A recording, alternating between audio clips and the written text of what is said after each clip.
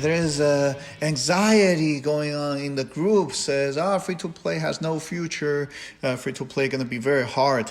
Hey, today I'm gonna introduce you 3 different free-to-play players, extremely awesome, and they have 3 different ways to do their game, and hopefully it could be helpful. Now our server is on day 411. Yep, server day 411. So everything we talk about today will be using this time mark as our reference.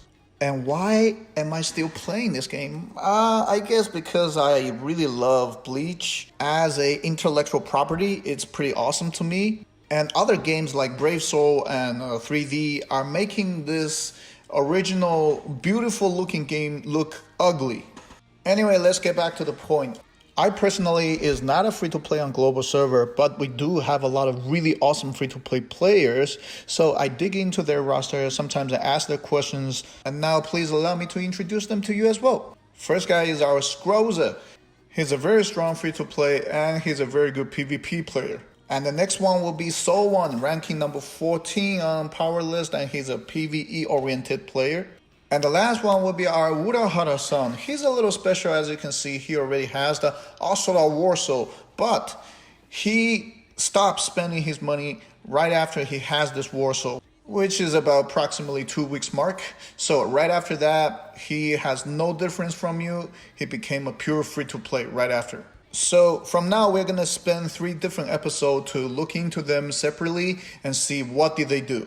The general idea is based on the soul hole system. As you see, the game divided all the characters into different 4 soul holes, and depending on which soul hole you activate it gives you different impact on the battle cord. And those 3 different players choose different paths and different game plan based on this concept. And the result is pretty good.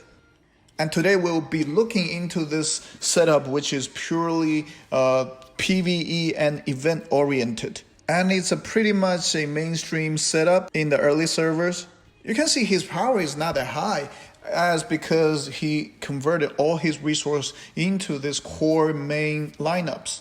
And you see it's very beautiful. Now he pushed Yamamoto to 7 stars. As a free-to-play, I won't suggest you to do that, but maybe he really loves that character, that's why he did it. And let's take a look. Alright, you can see he has pretty much the whole set with weapons, with clothes, upgraded with tome and emblem.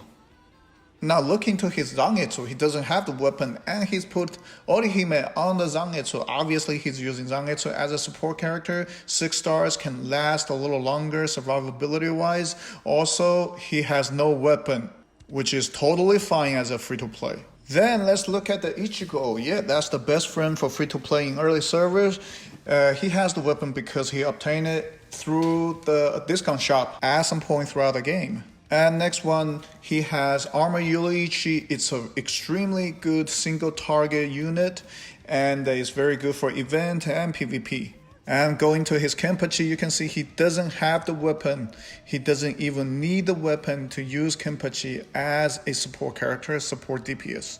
And Tensa Zangetsu, he does not have the weapon. I'm a little surprised, but we're gonna have the Zangetsu Soul Box pretty soon, and I'm pretty sure he's gonna get the weapon during the Soul Box event. So if you're new servers and you're not spending a lot of Amishar on Yamamoto, you will definitely be able to get the weapon for Tensa Zangetsu. Now let's see if that setup really works in the PvE end, because his main focus will be Extreme Challenge. We are not really going to look at the ranking, we're just going to look at how many floor he actually surpassed already. Because the ranking is irrelevant if you have many pay-to-win players in the server. Sol1 is actually on rank number 8 in Extreme Challenge despite all the pay-to-win players we have on the server. And he finished up on level 528. And Azure Dragon Extreme Challenge, he's on 209, I believe, because 210 you have a crazy initiative rate, guys. So most of our Azure Dragon stuck on 209. I luckily surpassed 210 because I have a probably higher trained Yuruichi version 1. Now let's look at the White Tiger. He's ranking number 3 on White Tiger, which set up a good example for people who wants to convert your resource to couple characters among White Tiger and Azure Dragon. Here is your result. PvE wise, you can go pretty far despite you have a probably lower battle power.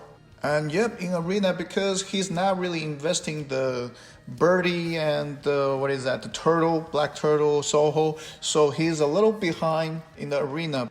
But he doesn't really care about arena. That's why he's not investing those characters.